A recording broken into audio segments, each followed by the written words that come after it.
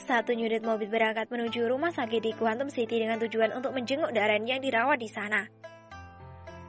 Setelah Aureli meminta kepada Ruby untuk mencari tahu di rumah sakit mana Darren dirawat, maka mereka pun mengatur janji untuk segera bertemu di salah satu tempat. Kemudian sama-sama berangkat menuju ke rumah sakit. Rombongan Naomi, Ruby, Melissa, Tie dan Silas akhirnya bertemu juga dengan Joe dan Aureli di salah satu kafe yang mereka sepakati. Setelah itu barulah mereka berangkat bersama-sama menuju rumah sakit. Tiba di sana, hampir saja mereka semua tersedak melihat penampilan Aureli yang sangat sekarat. Mata diplester, kepala diperban, tangan digendong. Sialnya, bukan hanya satu tangan saja yang digendong, melainkan keduanya sekaligus. Bibir gadis itu juga dipermak sedemikian rupa sehingga tampak doer.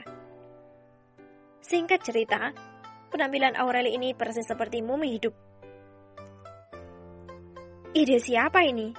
Tanya Naomi terbungkuk menahan tawa. Aureli hanya memandang ke arah Joe tanpa menjawab. Dalam hatinya, dia kesal. Juga harus tersiksa karena menuruti ketengilan Joe ini. Setting wajah kalian seserius mungkin. Sebentar lagi, kita akan memasuki rumah sakit.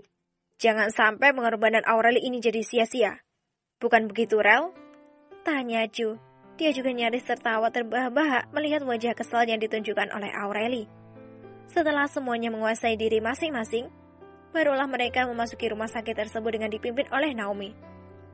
Setelah bertanya kepada petugas administrasi, mereka akhirnya mengetahui di mana kamar tempat Darren dirawat.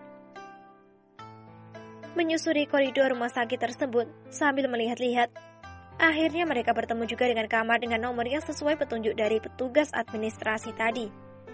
Sambil mengetuk pintu dan mendapat jawaban dari dalam, mereka pun memasuki kamar itu. Di dalam, tampak orang tua Darren dan orang tua Dillon telah berada di sana. Seorang wanita terlihat sedang menangis dan matanya sudah membengkak, pertanda bahwa wanita parubaya itu sangat bersedih atas kejadian yang menimpa putra mereka. Silahkan masuk, nak. Dari mana kalian ini? Apakah kalian sahabatnya Darren? Tanya salah satu dari dua pasangan parubaya itu. Benar, Bu. Kami adalah sahabat Darren dari kampung, jawab Naomi. Naomi?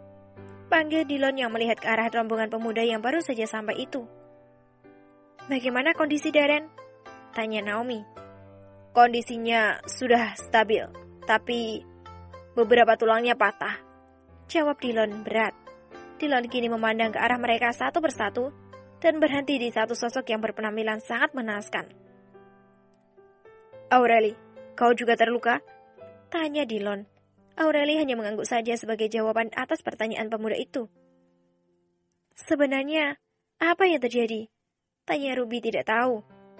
Menurut saksi mata, Darren dipukuli oleh orang-orang dari Kryptonite Clubs saat berada di salah satu gedung hiburan di pusat kota, jawab Darren. Harusnya kau bertanya kepada Aureli.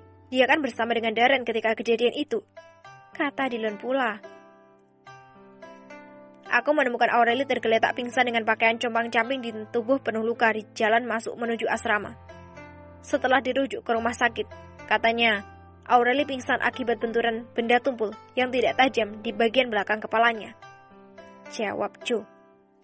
Di mana-mana yang tumpul itu memang tidak tajam, sela Sheila sambil menyikut tulang rusuk Joe. Pokoknya begitulah, kata Joe dengan suara tertahan. Apakah ini gadis yang bernama Aureli itu? Tanya wanita parubaya yang mungkin adalah ibunya Darren.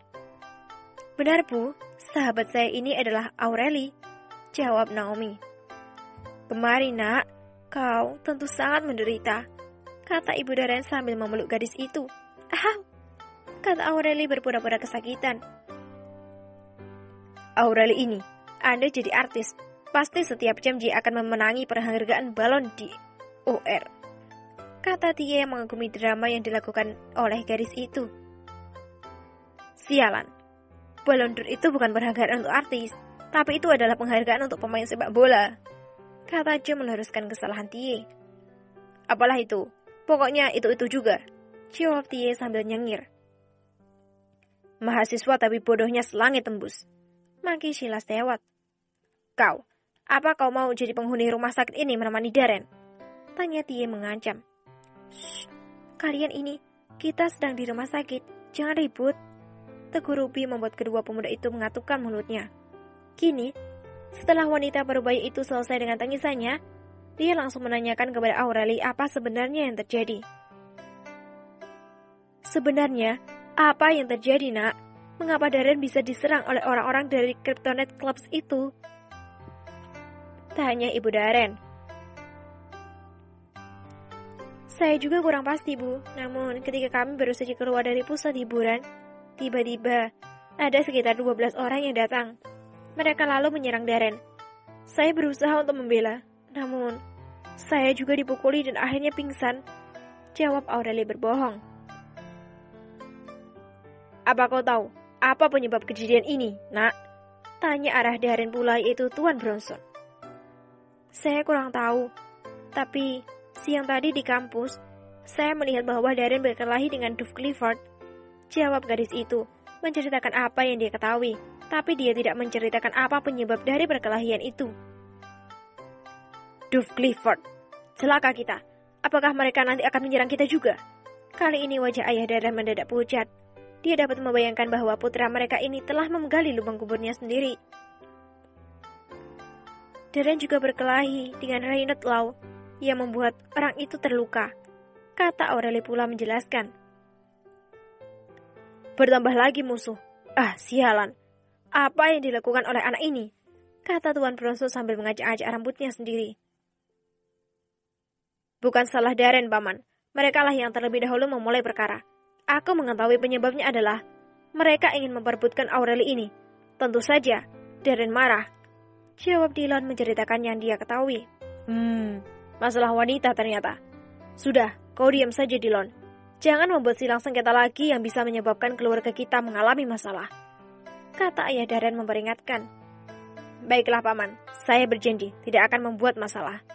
Ujar Dillon menurut. Anakku, Aureli, kau tentu sangat menderita. Jika kau mengalami kesulitan, jangan sungkan untuk menghubungi Paman ya. Paman akan membantumu sebisanya. Kata Tuan Bronson sambil menatap iba ke arah gadis yang berpenampilan sekarat itu. Terima kasih Paman. Jawab Aureli sambil tersenyum. Tapi tidak ada yang bisa melihat senyuman itu karena wajahnya yang dipermak sedemikian rupa. Paman Bronson dan Nyonya Bronson, jika begitu, kami pamit dulu. Semoga Darren lekas sembuh, kata Naomi sambil meletakkan buah-buahan di meja kecil dalam kamar tersebut, lalu menyelami dua pasangan parubaya di ruangan itu. Baiklah anak, hati-hati di jalan dan terima kasih karena telah menyempatkan mengunjungi Darren, kata mereka. Setelah saling bersalaman, Naomi, Joe dan yang lainnya pun segera meninggalkan kamar tempat Darren dirawat tersebut.